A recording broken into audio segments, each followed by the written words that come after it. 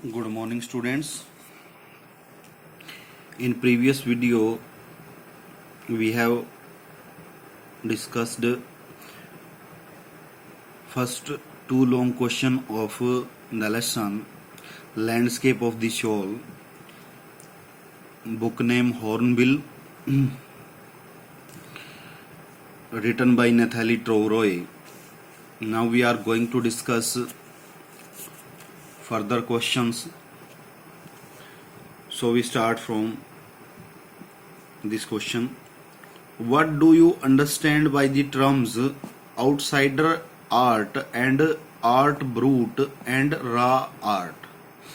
तो आप जो है वो क्या समझते हैं, ये जो यहाँ पे वर्ड दिए गए हैं, टर्म दी गई हैं, इनसे आउटसाइडर आर्ट बाह्य कला, आर्ट ब्रूट से कच्ची कला से, एंड रा आर्ट एक ही बात है, आर्ट ब्रूट और रा आर्ट में एक ही बात है, कच्ची कला या आर्ट ब्रूट। तो ये जो कंसेप्ट हैं इनसे आप क्या समझते हैं? The concept of outsider art is describe as the art of those who have received no formal training in art. तो जो आउटसाइडर आर्ट का, बाह्य कला का जो कंसेप्ट है, विचार है, कंसेप्ट होता है विचार, जो जो वर्ड मीनिंग मैं बताता हूँ वो साथ में लिख लिया करें। और इस वीडियो के डिस्क्रिप्शन में जो है पिछली वीडियो का लिंक आपको मिलेगा, तो पिछली वीडियो अगर आपने देखनी है तो उस लिंक पे क्लिक करके आप जो है डिस्क्रिप्शन से देख सकते हैं। तो जो कंसेप्ट ऑफ आउटसाइडर आर्ट है, जो बाह्य कला का विचार है, इज डिस्क्राइब, उसका वर्णन किया जाता है as the art of those, कि उनकी कला, हु हैव रिसीव्ड, जिन्होंने प्राप्त की है, नो फॉर्मल ट्रेनिंग, कोई भी औपचारिक प्रशिक्षण, इन आर्ट, कला में किसी ने जो कोई किसी तरह की जो प्रशिक्षण होता है, औपचारिक प्रशिक्षण, वो प्राप्त ना किया हो, सीधा आर्टिस्ट बन गए, उनको कहते हैं, या उनसे रिलेटेड है ये आउटसाइडर आर्ट।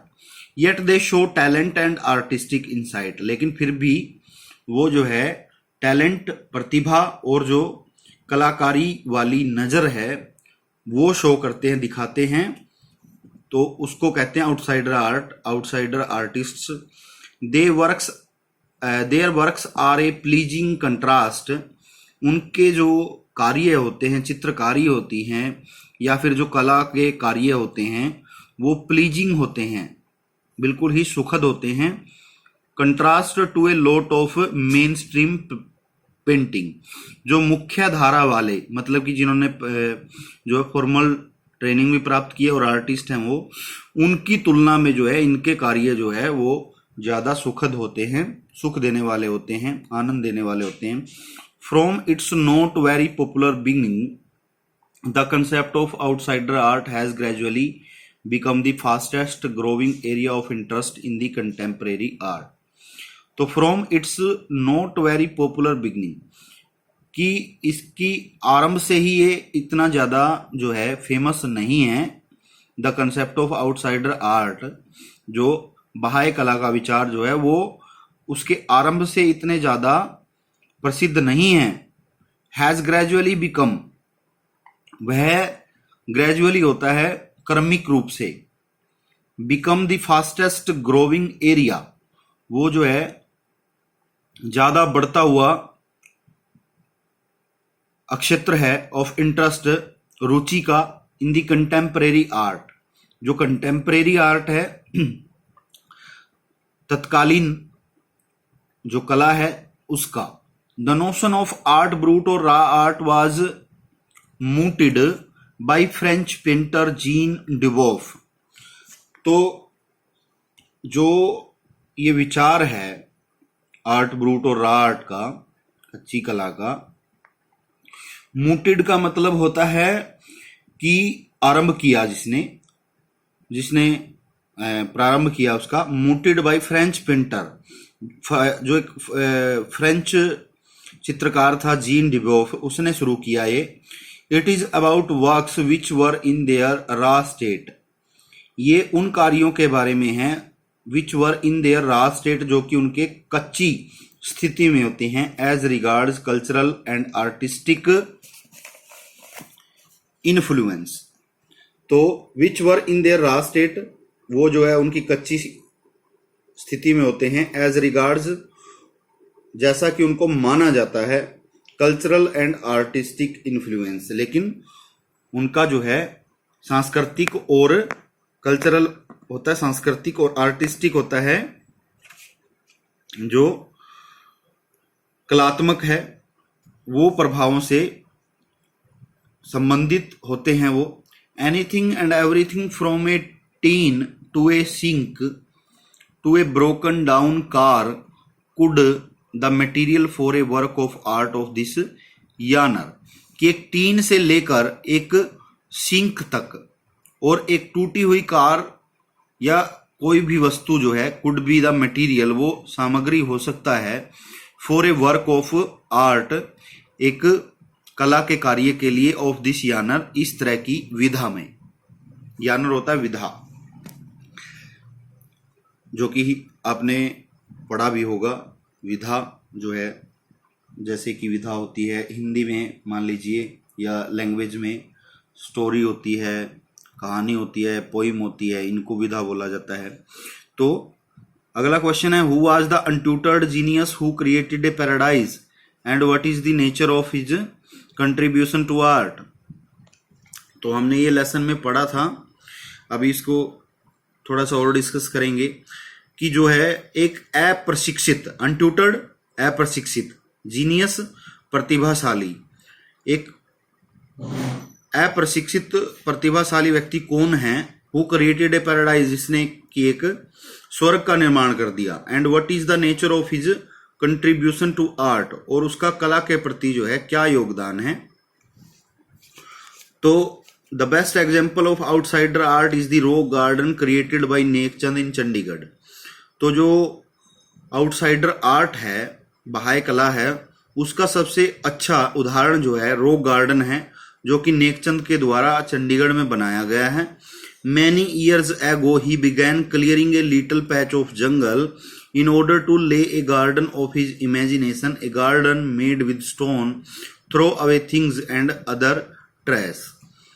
तो काफी वर्षों पहले ही began, उसने शुरू किया, clearing a little patch of jungle, एक जंगल का जो है छोटा सा टुकड़ा जो है वो साफ करना शुरू किया, to lay a garden, वहां पे एक बगीचा बनाने के लिए, ऑफ हिज इमेजिनेशन, उसकी कल्पना का जो बगीचा था, ए गार्डन मेड विद स्टोन, एक ऐसा बगीचा जो पत्थरों से बना हो, थ्रो अवे थिंग्स, फेंके गए वस्तुओं से, एंड अदर ट्रैश, या फिर बाकी जो दूसरा कबाड़ है उससे। Now his rock garden is very famous all over the world. अब उसका जो ये रॉक गार्डन है, बगीचा है, वो बहुत प्रसिद्ध है पूरे संसार में।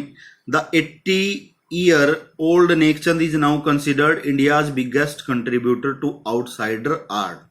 80 वर्ष के नेकचंद को जो है भारत का सबसे बड़ा योगदान करने वाला जो है आउटसाइडर आर्ट में, बहाय कला में, वो माना जाता है। A famous English magazine featured A section of his rock garden on the cover of its issue. एक प्रसिद्ध अंग्रेजी जो पत्रिका है, उसने जो है इसका रॉक गार्डन का एक भाग जो है वो अपने कवर पे जो है दिखाया, विशेष जो अंक होता है उस पे, कवर पे उस पे छाप के जो है वो दिखाया। His work has been recognized as an outstanding testimony of the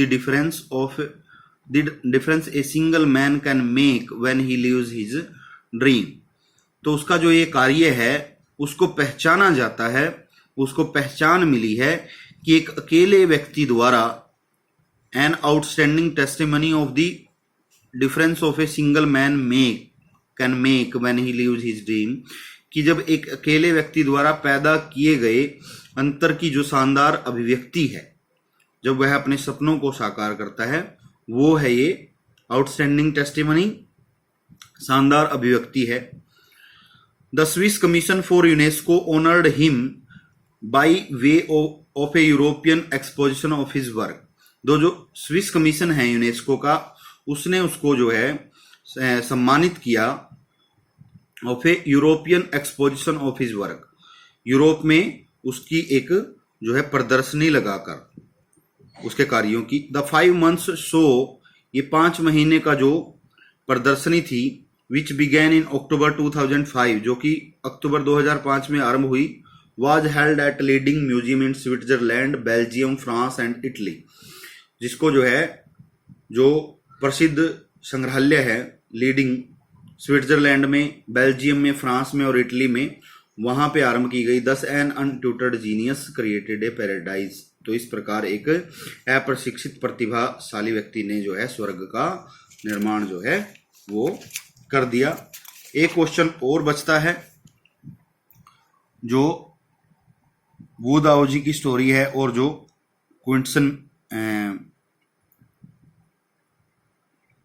Quentin Matsys की स्टोरी है। वू दाओ जी वाज एन, पहले तो हमें वू दाओ जी की स्टोरी पढ़ते हैं। वू दाओ जी की स्टोरी वैसे हमने लेसन में पढ़ी है, लेकिन फिर भी यहाँ पे पढ़ेंगे। What lesson does this story teach us? Wu Daozi was an 18th century पेंटर। वू दाओ जी जो है एक 8वीं शताब्दी का चित्रकार था।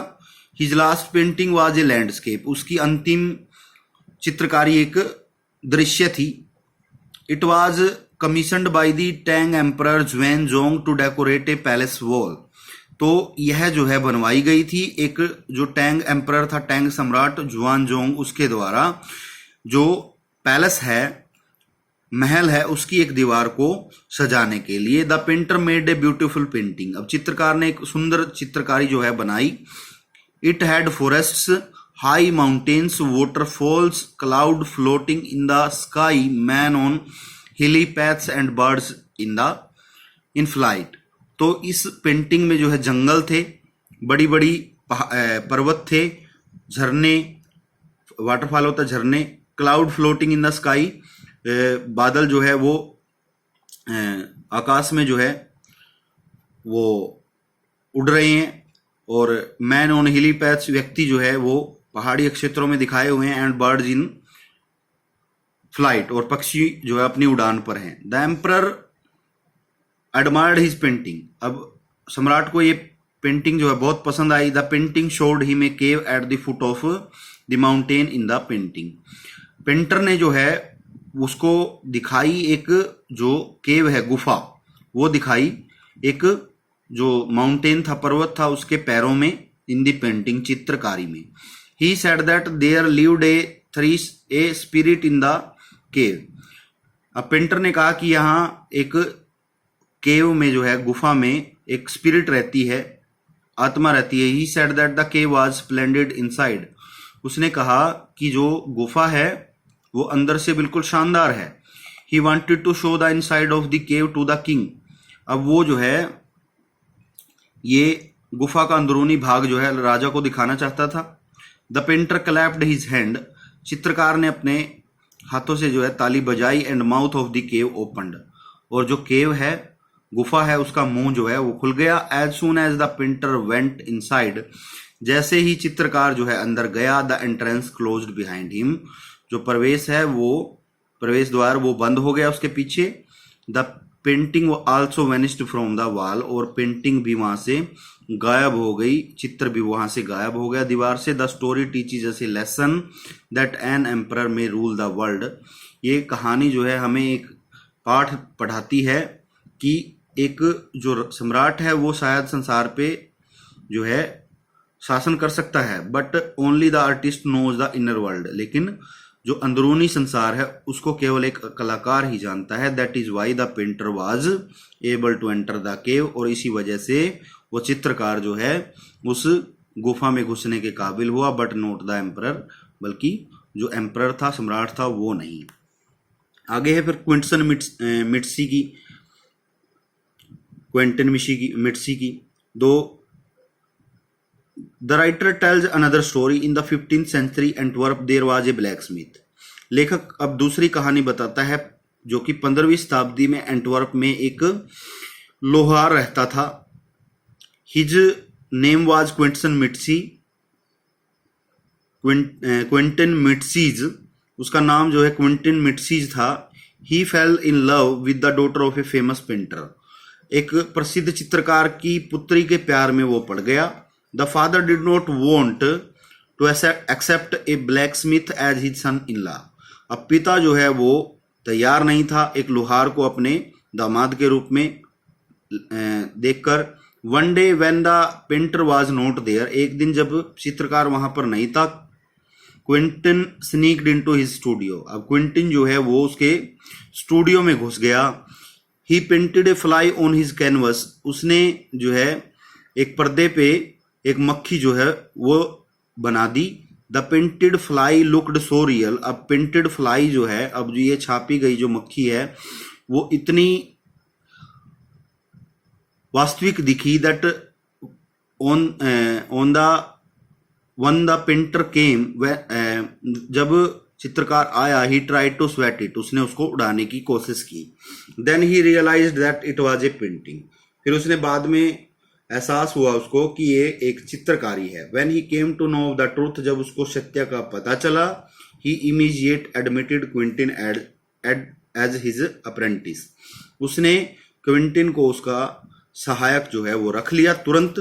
Quinton married his beloved, Quentin ने अपनी प्रेमिका से शादी कर ली। And with the passage of time, और समय बीतने के अनुसार, became one of the most famous painter of his age, और अपनी युग का वो जो है प्रसिद्ध पेंटर जो है वो बना। Now the video is going to an end because the long question of the lesson is are all covered.